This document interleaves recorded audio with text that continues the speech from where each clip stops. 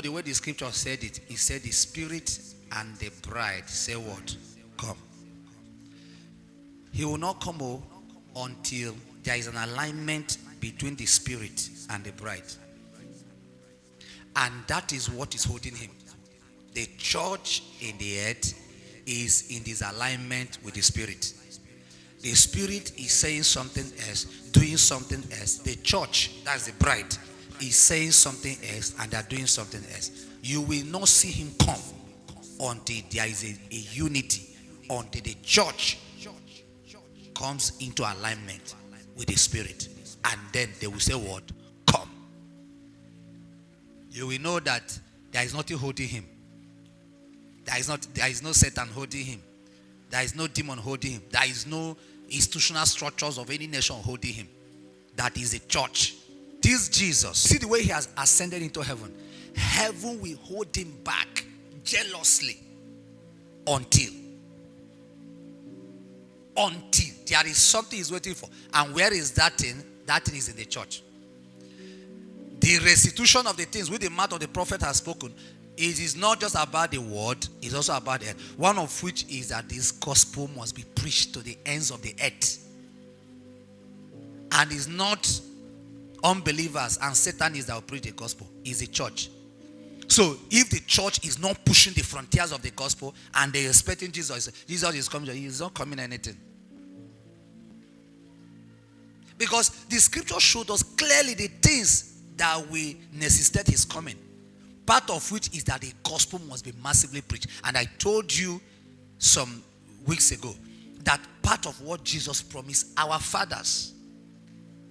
This church that is in the earth is not a young church. This church is over 2,000 years old.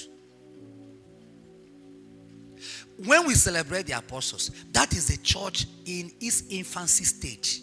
A baby church.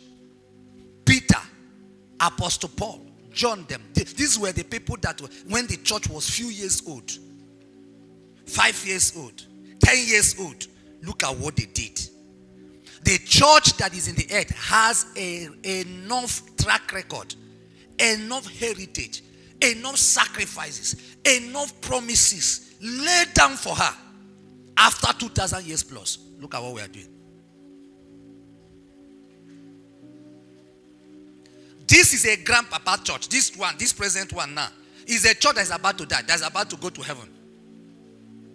As a matter of fact, what God calls that church is a glorious church. Am I correct? Without spot and wrinkle. That is a matured church. It's a church that have seen it all. That have history from the time Jesus came to the apostolic, to all the encounters, all the crises, all the persecution. They have seen it all. There is nothing the church we face now that there is no track record behind them to show them how to navigate it. It's not a young church. Unfortunately, we are thinking that it was that baby church is one that is the main one. And they delivered on their mandate. They really delivered. Because they took the gospel. They carried it the way they got it. Initially, they were playing this kind of game we are playing in Jerusalem. Yes, they were doing it also because their prosperity came to that church. You are not the first church to see prosperity. Prosperity came, people who had land. This message of giving and all that, it has been preached before. People that own land sold it, brought the money, dropped it at the apostles' feet. If nobody lacked, church was enjoying AC and all kinds of beautiful auditorium. They were having fun. Bible says having favor with all men. Everybody loved them. You have to be in church for something to be happening in your life in that time. But they forgot that there was an assignment. What happened was God supervised.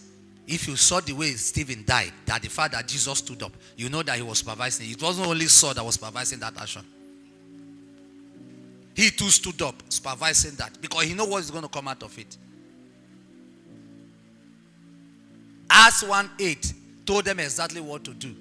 They refused to do. Acts 8:1 forced them to do it by persecution. Exactly the same thing.